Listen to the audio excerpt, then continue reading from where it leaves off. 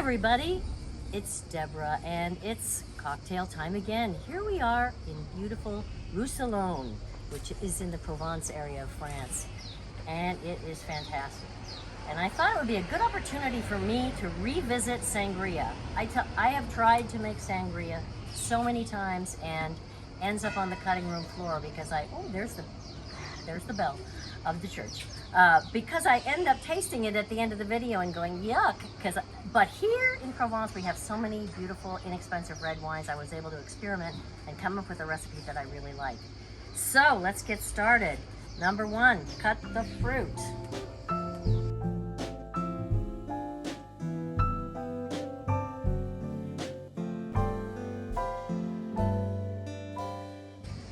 Very important to have a lot of citrus, especially the orange, the lemon, maybe a little lime in there. Cut big pieces of fruit. That's a mistake I've made in the past.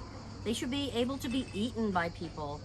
Do you eat the fruit in sangria? Of course you do. It's all soaked up with wine and goodness. You eat it. So we're gonna have our citrus. I like a really tart apple because the tart apple, what do you do with a tart apple other than bake? But you can make great sangria with it because it soaks up the delicious sweet juices of the sangria, and then it's delicious to eat.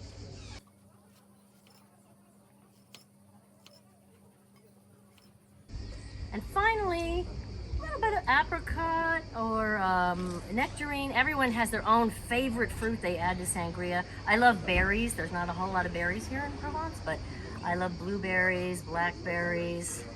Yum, yum, yum. Good stuff.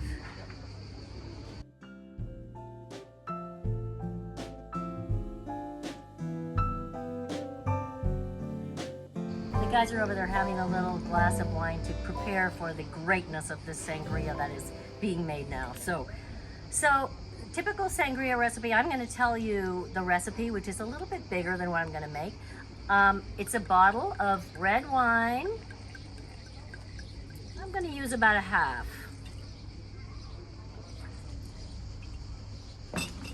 I like to use about a 1/4 cup of cognac or brandy,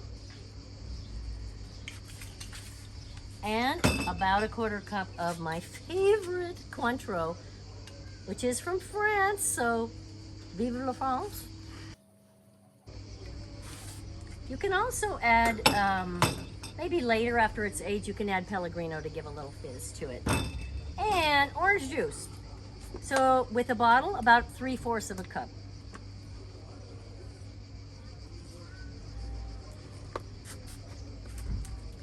Now, a lot of recipes call for sugar, but you don't really need sugar if you have enough orange juice. You stir that all up, and we're going to refrigerate that for at least 2 hours, and preferably overnight.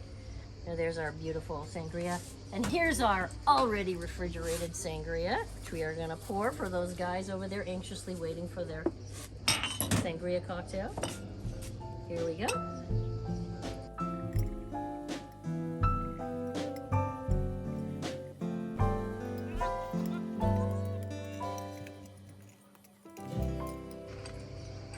A lot of recipes call for a cinnamon stick, which is a really nice addition. If you do that, let it age in the sangria for overnight as well, or a few hours. There we go.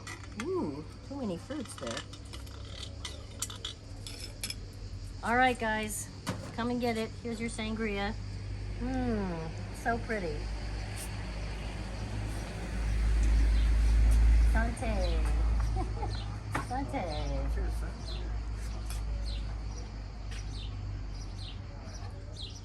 What do you think? Very good. Awesome. Très bon. Très bon. Very bien. Thanks, everybody.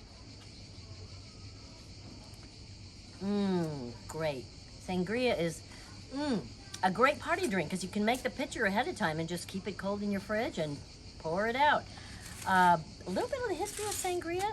It is believed to date back to perhaps even Roman times, but came really out of Spain and Portugal mainly, although they don't drink it there today apparently all that much. It's more like an American drink. So it came to America in the World's Fair in 1964 in New York, and at the Spain, exhibit there, they serve sangria, and it took off, and you know, it's still going strong in the United States. We love our sangria. Sangria actually means roughly blood or bloodletting, so you probably don't want to think about that too hard as you're drinking this lovely drink. But anyway, cheers, and many sangria parties to you all.